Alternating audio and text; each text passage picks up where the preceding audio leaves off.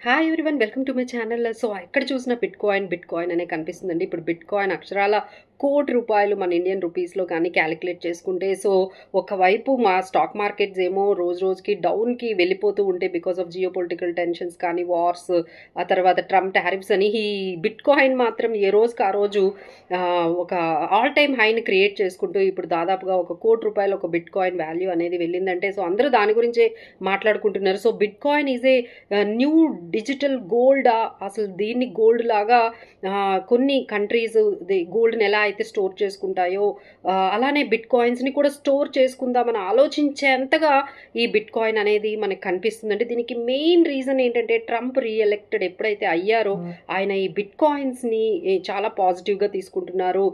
Crypto కరెన్సీని చాలా encourage చేస్తూ ఉన్నారు. సో కొత్త లెజిస్లేషన్స్ కానీ దానికి సంబంధించిన రూల్స్ అండ్ రెగ్యులేషన్స్ మార్చబోతున్నారు. సో కొన్ని చోట్ల అసలు బిట్ కాయిన్స్ని ట్రాన్సాక్షన్స్ కంటే కొన్ని ఫ్లైట్ టికెట్స్ బుక్ చేసుకోవడానికి కూడా కొన్ని చోట్ల దీన్ని యాక్సెప్ట్ చేస్తున్నారు. So is going to be very big thing after gold తర్వాత అసలు దీన్ని అంతలాగా మనకు బిట్ కాయిన్ అనేది మారుతుందా అనేది, అంటే లెట్స్ సీ దట్ ఎస్పెషల్లీ ఎస్ అంటున్నారండి మిలీనియల్స్, యంగ్ టర్క్స్ ఎవరైతే ఉన్నారో, యంగ్ జనరేషన్ ఎవరైతే ఉన్నారో, జెనెక్స్, వాళ్ళందరూ కూడా ఎస్ అంటున్నారు. ఈ బిట్ కాయిన్స్లో వాళ్ళే ఎక్కువగా హోల్డ్ చేస్తున్నారు. So there are many risks అండి, లైక్ ఒకసారిగా క్రాష్ అయింది, మనం 50% కూడా బిట్ కాయిన్ క్రాష్ అయినవి చూసాము.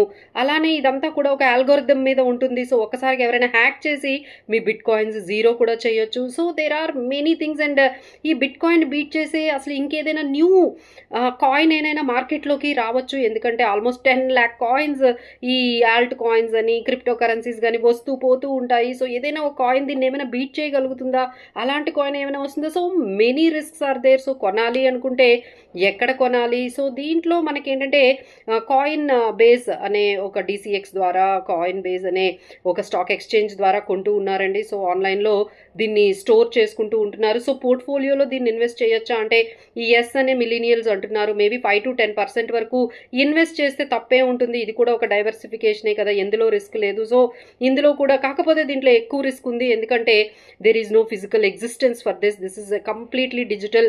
ఎప్పుడైనా ఏదైనా హ్యాక్ అనేది కానీ జరిగితే that could become zero. So still everyone wants to take the risk and invest.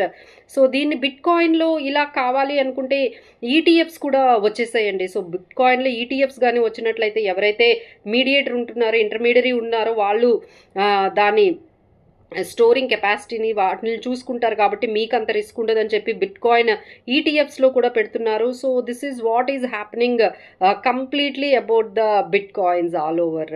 So thank you so much for watching.